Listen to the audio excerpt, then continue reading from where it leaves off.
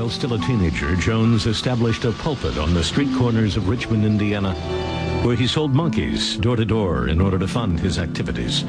There he came to know a juvenile police officer named Dan Matron, whose improbable path Jones would cross and recross in the years ahead.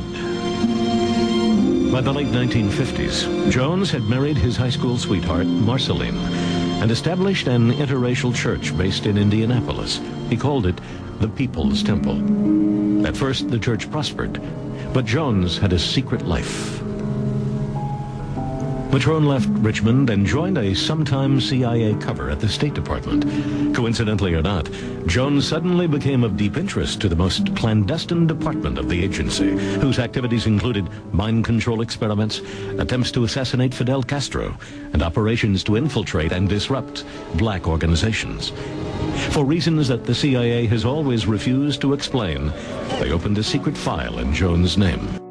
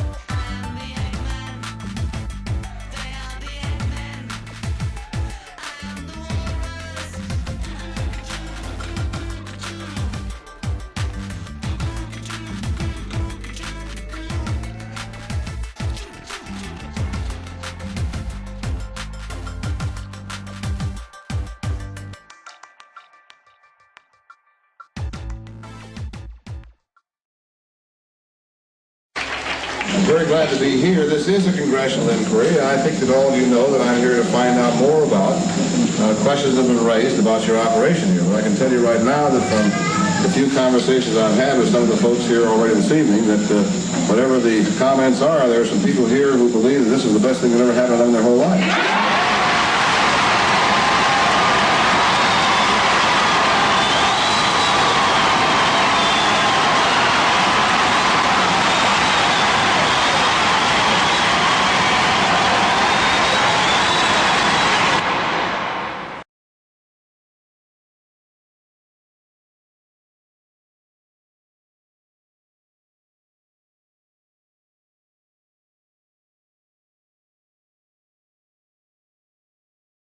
There are some people here who believe that this is the best thing that ever happened in their whole life.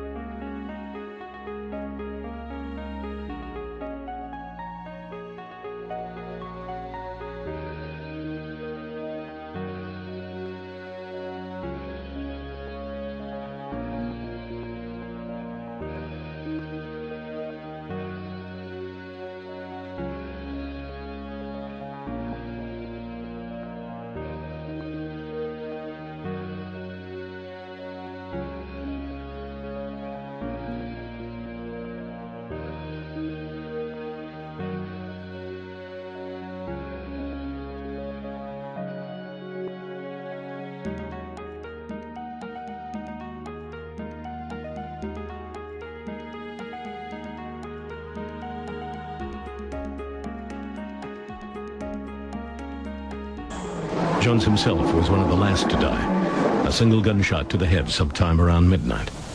His killer has never been known. At 3:30 in the morning, when everyone was dead, and several hours before anyone arrived, a radio message was sent from Jonestown using a secret CIA channel, reporting what it described as a mass suicide. This was the message that shaped our view of Jonestown for years to come, even though the best medical evidence suggests that most of those who died had been murdered. The question then becomes who sent that message. The only functioning radio in the area belonged to the local American intelligence officer, Richard Dwyer. Though he always denied going back to Jonestown that night, the last tape tells a very different story. Take Dwyer on down to the East House. Get Dwyer out of here before something happens to him. Dwyer? I'm not talking about you, Dwyer. I said Dwyer. The more than 900 Americans had died. Richard Dwyer and other U.S. Embassy officials would later receive medals and promotions.